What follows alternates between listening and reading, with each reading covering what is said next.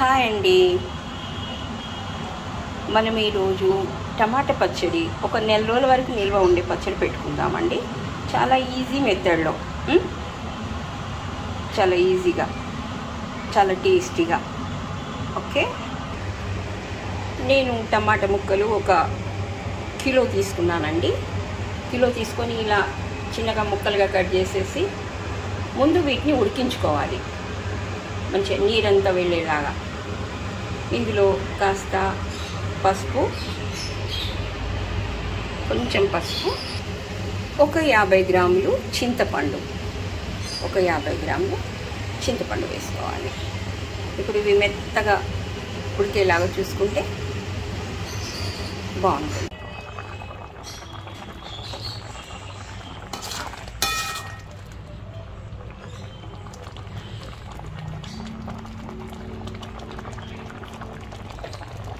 ఇందులో కొంచెం సాల్ట్ వేసి ఉడకబెడితే మెత్తగా ఉడికిపోతాయి.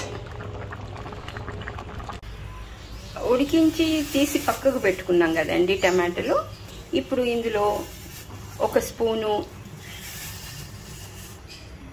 స్పూను ఆవాలు, ఒక స్పూన్ జీలకర్ర, ఒక స్పూన్ మెంతులు, ఈ 3 కూడా వేంపేసి పౌడర్ చేసుకోవాలి.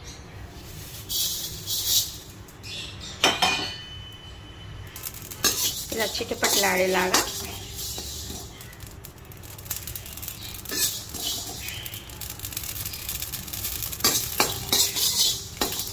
పౌడర్ చేసి ఇవి పక్కకు తీసేసుకోవాలి. నేను చూస్తే నాకేం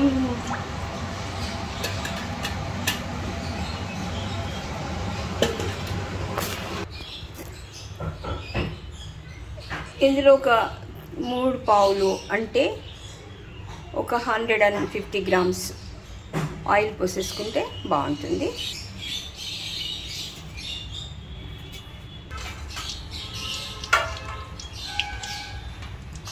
ఆవాలు, జీలకర్ర,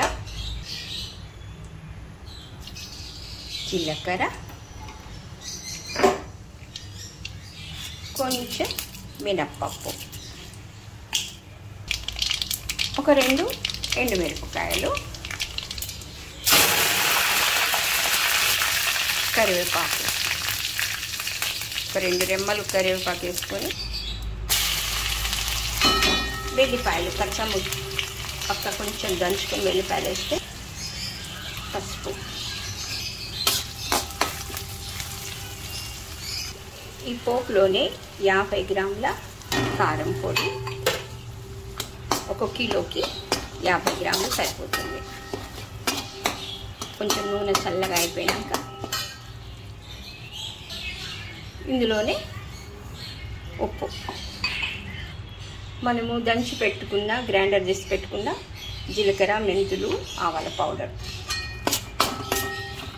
అన్నీ ఇట్లా పోపులో వేసి కలిపేసేసి ఇప్పుడు మనం ఉడికించి పెట్టుకున్న టమాటోది వేసి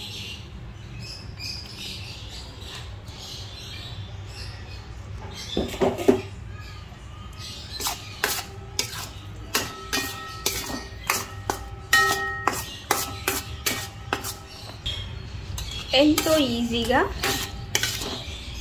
ఒక నెల రోజుల వరకు చక్కగా నిలువ ఉంటుంది, మనము తడి తగలకుండా జాగ్రత్తగా ఉంచుకుంటే. చాలా టేస్టీగా చూసారుగా. మళ్ళీ కాసేపు ఉడికించుకుంటే సరిపోతుంది. టమాటా చట్నీ రెడీ. ఓకే, మళ్ళీ ఇంకా కొన్ని రకాల కూరగాయలు మళ్ళీ చూద్దాం. కూరగాయలతో చట్నీలు.